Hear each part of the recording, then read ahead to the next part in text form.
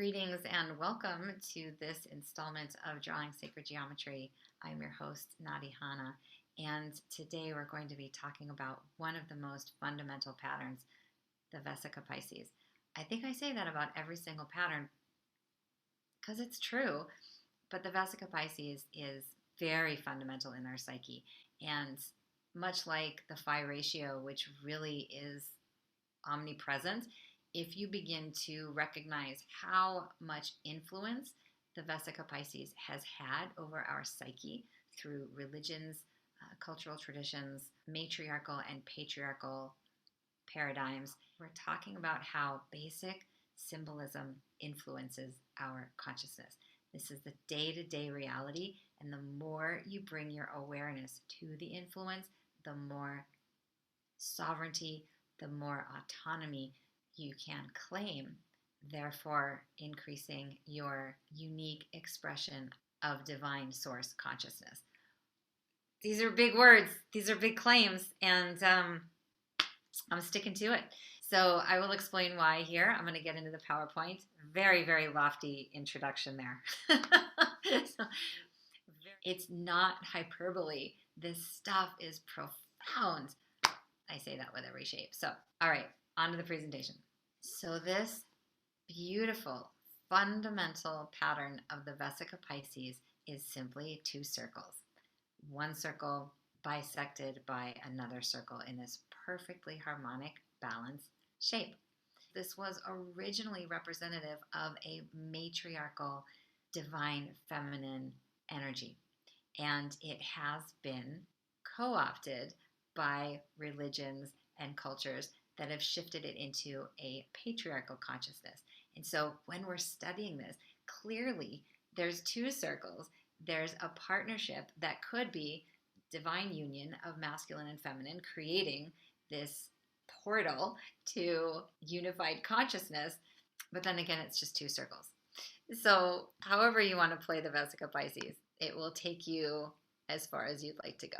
We saw in the phi ratio module that there is a beautiful golden rectangle that contains an infinitely balanced, self-replicating geometry. And you can easily find the phi ratio with the Vesica Pisces. This is a more extreme version of it, but much like the phi ratio, you can see the pattern everywhere. Both in the natural world and in the man-made. And the Vesica Pisces was originally the symbol of the divine feminine and exuding the potent mystery of two wholes coming together in divine union to create and birth a new life.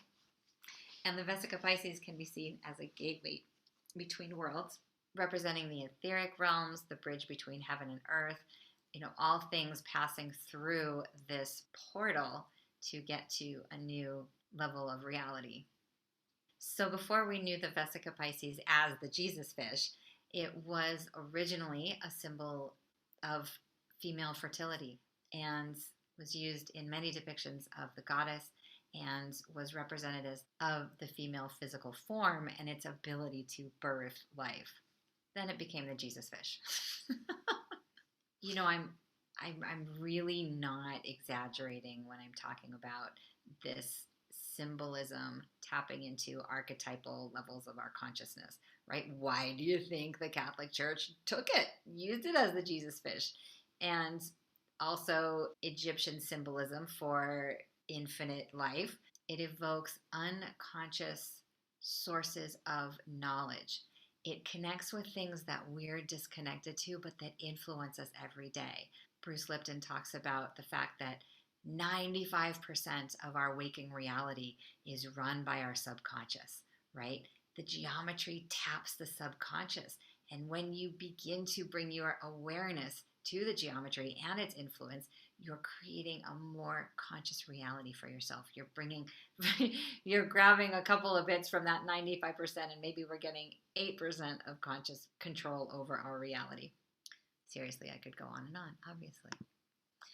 When you look at religious iconography and you begin to see how the Vesica Pisces was completely co-opted into the patriarchal, it was used psychologically to shift from the matriarchy to a patriarchy. And now we're at this point where we could come together and understand that the Vesica Pisces is created by two forces joining. We are taught that there is a binary reality to gender, when that is absolutely false. We exist on a spectrum of divine masculine and divine feminine. We have both of them.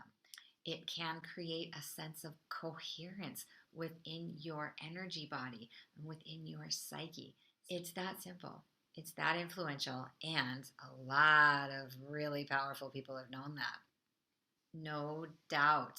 Start to tune in. It's everywhere. It is used actively to influence us, to market to us, to manipulate us.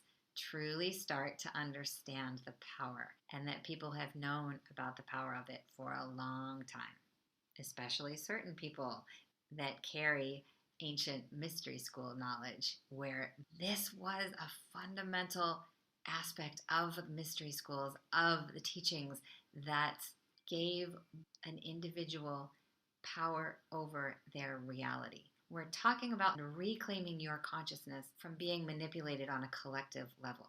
This is top secret stuff because it is empowering, and it can disengage you from the collective unconscious of submission and powerlessness. I'm not exaggerating. These are the keys to the universe. Drawing sacred geometry turns the key. The Vesica Pisces could not be easier to draw. You want to open your compass to a particular width. The radius is the same for both circles. And you simply create one circle, and then you put the point of the compass anywhere on the perimeter of this first circle and draw another circle. And it has so much math in it. This is one of the examples where I can just say, there's a ton of math in there, go look at it. Because I'm clearly more on the metaphysical, esoteric levels of the geometry. But this shape contains the phi ratio, it contains the Fibonacci sequence.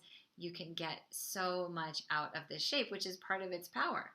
In this perfectly harmonic rectangle, you have the proportions of the square root of 2, the square root of 5, and the square root of 3, which gives us the proportions for the triangle, the square, and the pentagon. Those three primary shapes and building blocks of reality can be found in this shape. So there's a ton of mathematics, but ultimately, for me, the Vesica Pisces comes down to the balance of the divine feminine and the divine masculine. It brings polarized aspects of ourselves together, and we can move from a more unified, coherent consciousness that lends itself to an integrated reality, and it's easier to move from a place of harmony and then contribute that harmony to everyone you interact with and to your environment in general, creating balance with the earth, repairing all of the imbalance that exists in our reality right now.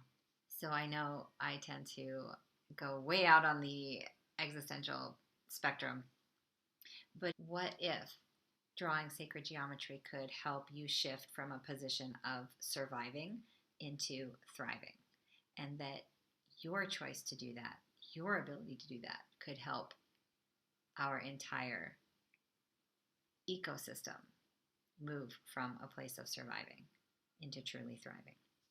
So all of that from two circles.